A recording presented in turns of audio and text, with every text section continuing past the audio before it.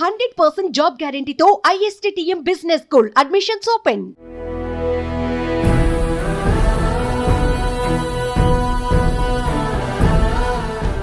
మీరు ఢిల్లీ బీజేపీ కార్యాలయంలో, పార్టీ కార్యాలయంలో ఉన్నప్పుడు మీకు సహాయకులుగా కిషన్ రెడ్డి, బండి సంజయ్ ఉండేవాళ్ళ? మొదట్లో ఇక్కడ కార్యాలయంలో ఉన్నాడు, ఇక్కడ హైదరాబాద్ వాళ్ళిద్దరు ఇక్కడే. ఇక్కడ నేను ఆంధ్రప్రదేశ్ అంటే కంబైండ్. అప్పుడు ఆంధ్రప్రదేశ్ ఈ రాష్ట్రాల్లో తిరిగేటప్పుడు కిషన్ రెడ్డి 17వ ఏట పార్టీ కార్యాలయానికి వచ్చాడు, ఇక్కడ కార్యాలయానికి. అప్పటి నుంచి పార్టీని నమ్ముకొని ఉన్నాడు. అలాగే సంజయ్ కూడా చాలా యువకుడిగా ఉన్నప్పుడు వచ్చాడు. నేను తెలంగాణ పర్యటనకు ఎక్కువ వెళుతున్నప్పుడు అంతా మొత్తం మీద నాకు సహాయకుడిగా పనిచేసింది సత్యకుమార్.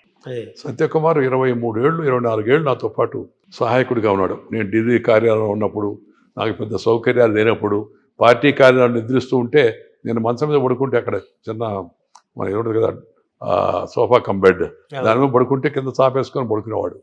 అలా ఆ తర్వాత కూడా అన్ని విషయాల్లో నాకు సహాయకంగా ఉండేవాడు. చాలా చక్కగా రాసేవాడు, విషయాన్ని వెంటనే గ్రహించేవాడు అతను.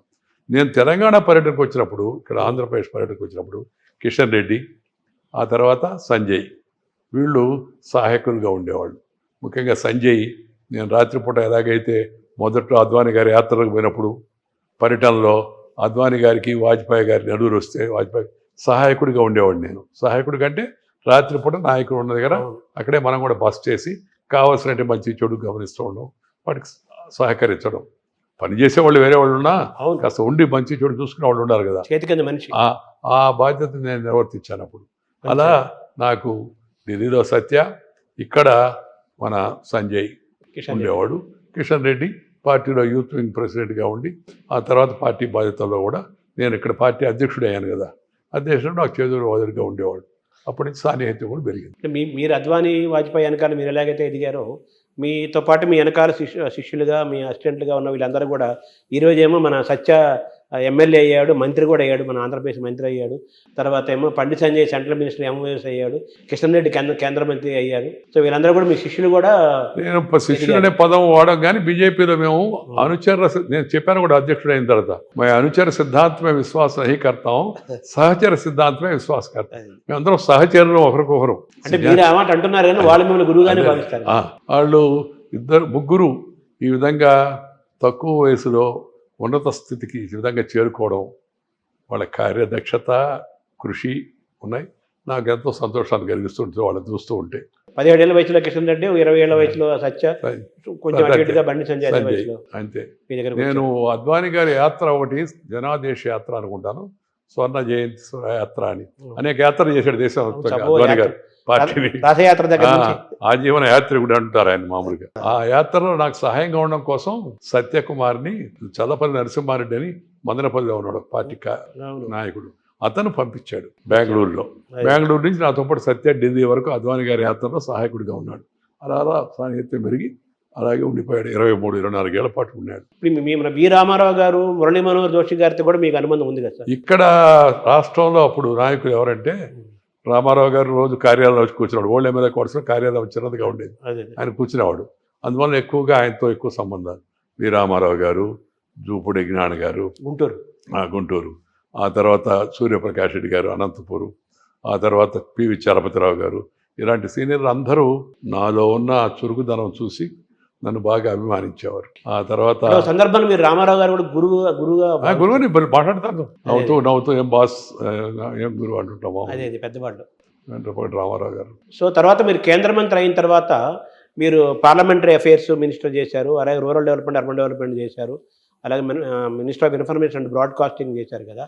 ఈ శాఖలన్నీ మీరే ఎంచుకున్నారా, అడిగి తీసుకున్నారా? మొదట నేను ప్రభుత్వంలోకి రావాలని రంగరాజకుమార్ అమ్మడం గారు చనిపోయిన తర్వాత ప్రధానమంత్రి గారు నన్ను ఆహ్వానించి ప్రభుత్వంలో చేరమంటే చేరాను. చేరినప్పుడు ఆయన నాకు మన సర్ఫేస్ అండ్ ఎనర్జీ మినిస్టర్ ఇస్తానని చెప్తే, నేను చనువు ఎక్కువ ఉంది కానీ వెళ్ళినప్పుడు, సార్ నాకు ఎనర్జీ మినిస్ట్రీ వద్దన్నా. సరే సర్ఫేస్ ట్రాన్స్పోర్ట్ తీసుకోమన్నాను. ఆయన నేను అద్వానీ గారిని కలిసి, ఈ లోపల ఆయనకి ఏదో హడావుడిగా ఉన్నాడు, వేరే వాళ్ళు వచ్చారు విజిటర్స్, ప్రధానమంత్రితో మళ్ళీ కలుస్తానని వచ్చేసాను. ఆయన పనిలో ఉండిపోయాడు. అద్వానీ గారి పోయి కలిసి చెప్పాను, సార్ నాకు ప్రధానమంత్రి గారు ఇట్లా అన్నారు, నాకు అవి రెండు ఇష్టం లేదు, నాకు వేరే ఏం కారణం కాదు, నాకు ఆ టెక్నికల్ అవి నాలెడ్జ్ ఎనర్జీ అంటే కూడా ఏదో తెలియదు, నేను ఇంజనీరింగ్ కాదు, నా బ్యాక్గ్రౌండ్ మామూలు రైతు బ్యాక్గ్రౌండ్ అని అన్నా. అద్వానీ గారు అన్నారు సరే మాట్లాడదాం అన్నారు. మరుసటి రోజు మాట్లాడినప్పుడు సర్ఫేస్ ట్రాన్స్పోర్ట్ అన్నారు. సర్ఫేస్ ట్రాన్స్పోర్ట్ అన్నప్పుడు కూడా నేను ప్రధానమంత్రి గారికి చెప్పాను సార్ అది వద్దు నాకని. వాజ్పేయి గారు కొద్దిగా అసహనం పార్టీలో అక్కడే ఏంటి ఈ రెండు వద్దు అంటున్నాడు ఏంటంటే అప్పుడు అద్వానీ గారు నీ మనసులో ఏమో చెప్పవే అన్నాడు. అప్పుడు చెప్పాను సార్ నాకు టెక్నికల్ సబ్జెక్ట్స్ సెలవు నన్ను అందుకని దయచేసి నాకు ఏదన్నా మామూలు ఎకానమీతో సంబంధం లేని పోర్ట్ఫోలియో ఇవ్వండి, ఈ కాంట్రాక్టరు ఇవన్నీ నాకు ఇష్టం ఉండదు అన్నాను.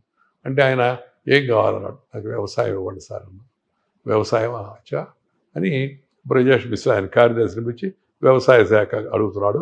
అతను ఉండి వెంటనే సార్ వ్యవసాయ శాఖ నితీష్ కుమార్ గారి చేతిలో ఉంది, ఆయన అలయన్స్ పార్ట్నరు, ఆయన డిస్టర్బ్ చేయడం బాగుండదు అన్నాడు. అనగానే వెంటనే ఇంకా అవతో నై దే సక్తే మరి అలయ హై అన్నాడు. అంటే సరే నేనుండి సరే నాకు గ్రామీణాభివృద్ధి ఇవ్వండి అన్నాడు. రూరల్ డెవలప్మెంట్ క్యా హై మాను హై అన్నాడు. తెలుసు సార్ నేను గ్రామానికి వచ్చేవాడు కదా. నవ్వి ఆయన సరే గ్రామీణాభివృద్ధి ఇచ్చేసాడు. సుందరరావు పట్వా గారి దగ్గర ఉండింది, మధ్యప్రదేశ్ మాజీ ముఖ్యమంత్రి దగ్గర ఉన్న పోర్ట్ఫోలియో నాకు మార్చి నాకు ఇచ్చారు. ఆ తర్వాత ఆయన అద్వానీ గారితో అన్నాడు. అద్వానీ గారు నాకు చెప్పారు మామూలుగా వచ్చిన వాళ్ళందరూ ఇంపార్టెంట్ పోర్ట్ఫోలియో కావాలని అడుగుతారు, ఇతను ఏంది నాకు ఎకనామిక్ పోర్ట్ఫోలియో ఏమొద్దు అన్నాడు, గ్రామీణాభివృద్ధి కోరుకున్నాడు, చూస్తే డిఫరెంట్గా ఉన్నాడే అని అన్నాడు. అప్పుడు అంటే ఒక రకం గౌరవం పెరిగింది వాళ్ళకి, ఇతను ఎకనామిక్ పోర్ట్ఫోలియో కోరుకోలేదని. అది నాకు ఎంతో ఇష్టమైంది. ఆ హయాంలోనే ప్రధానమంత్రి గ్రామీణ Sadak Yojana, rural water supply, పల్లె పల్లెకి పక్కా రోడ్డు ఇవన్నీ కూడా ఆ హయాంలో జరిగాయి. అందువల్ల నేను బాగా మొట్టమొదటిసారిగా మంత్రి అయినప్పుడు సంతోషంగా అనుభవించిన పోర్ట్ఫోలియో అంటే రూరల్ డెవలప్మెంట్. పేరు కూడా వచ్చింది దేశంలో గ్రామీణ ప్రాంతాల్లో. ఎందుకంటే నేను గ్రామం నుంచి వచ్చాను, పల్లెటూరు లేదే పైకి పోలేమనేది నా అభిప్రాయం. అర్బన్ రూరల్ డివైడ్ వలన నష్టం ఉంది కాబట్టి rural upliftment is also important అని చెప్పారు. తర్వాత మోడీ గారి ప్రభుత్వం వచ్చిన తర్వాత మోడీ గారి ప్రభుత్వంలో మంత్రిగా చేరినప్పుడు ఆయన అర్బన్ డెవలప్మెంట్ ఇచ్చాడు. నేను నవ్వుతూ అన్నాను నాకు పల్లెటూరు అంటే నాకు అర్బన్ డెవలప్మెంట్ ఏదంటే నాతో నవ్వుతూ జెట్రీ పక్క నుండి నువ్వు ఈ గ్రామాల నుంచి పట్టణాలకు వచ్చే వాళ్ళ సంఖ్య ఎక్కువైపోయింది, వాళ్ళ మంచి చెడు చూడడం కోసం నేను అర్బన్ డెవలప్మెంట్ అంటున్నాడు. వచ్చాను. ఇక్కడికి వచ్చిన తర్వాత మళ్ళీ ఇక్కడ అమృత్, ఇక్కడ స్మార్ట్ సిటీస్, ఇక్కడ ప్రతి ఇంటికి కుళాయిలు, ఇవన్నీ స్వచ్ఛ భారత్, ఇలాంటి అనేక స్కీములు మోడీ గారు ఆయన ఆలోచనతో చెప్తుండేవాడు. నేను దానికి కాస్త రూపకల్పన చేసి దాన్ని అమలు చేస్తుండేవాడిని. ఆయన పార్లమెంట్ను కూడా సమర్థంగా నిర్వహించేవాడు కావాలని పార్లమెంటరీ వ్యవహారాలు ఇచ్చాడు. అలాగే ప్రభుత్వ కార్యక్రమాలు, ప్రభుత్వ విధానాలు, స్కీములు అవన్నీ జనానికి బాగా తెలియజేయాలంటే ఐఎండ్బి మినిస్ట్రీ, అందుకని ఐఎండ్బి మినిస్ట్రీ ఇన్ఫర్మేషన్ బ్రాడ్కాస్టింగ్ మినిస్టర్గా మీరు వేసిన ముద్రగా చెప్పాలంటే ఏం చెప్పాలి సార్? వేసిన ముద్రగా అంటే అప్పుడు ఇన్ఫర్మేషన్ దాంట్లో ప్రభుత్వం చేస్తున్న మంచి పనులను ఎప్పుడు హైలైట్ చేసి అప్పుడు జరిగినంత ఇదిగా సమర్థవంతంగా అంతకుముందు జరగలేదనేది ఒక భావం ప్రభుత్వంలో ఉన్నాం మిత్రులు అందరితో. తర్వాత నేను ఈ పత్రికలు, ఈ టీవీ ఛానల్స్ వీళ్ళందరూ ప్రతి సంవత్సరం రెన్యూ చేయించుకోవాలి. ఆ సిస్టమ్ తీసేసాను. ఒకసారి రెన్యూవల్ చేసుకుంటే ఇంకా ఆటోమేటిక్ కొనసాగుతుందని చెప్పాను. దాంతో పత్రికా రంగం చాలా సంతోషపడిపోయింది. తర్వాత పత్రికా నిర్వహణలో ప్రభుత్వం ఏమాత్రం జోక్యం చేసుకోకుండా వాళ్ళతో నిరంతరం డైలాగ్ మనం చెప్పదలుచుకుంది ప్రభుత్వం తీసుకొని నిర్ణయం అనకుండా రేషన్ అది ఏందని of the record, on the record, of the record చాలా ఎక్కువగా నేరుగా పత్రిక వాళ్ళు ఎప్పుడైనా వచ్చి మంత్రిని కలవచ్చని అవకాశం కల్పించారు. అది వాళ్ళు చాలా అభినందించారు. ఇది కూడా మీకు ఆనందం ఇచ్చే అంశమే. సుమన్ టీవీలో మీ పర్సనల్ అండ్ బిజినెస్ ప్రమోషన్స్ కోసం కింది నెంబర్కి కాంటాక్ట్ చేయండి.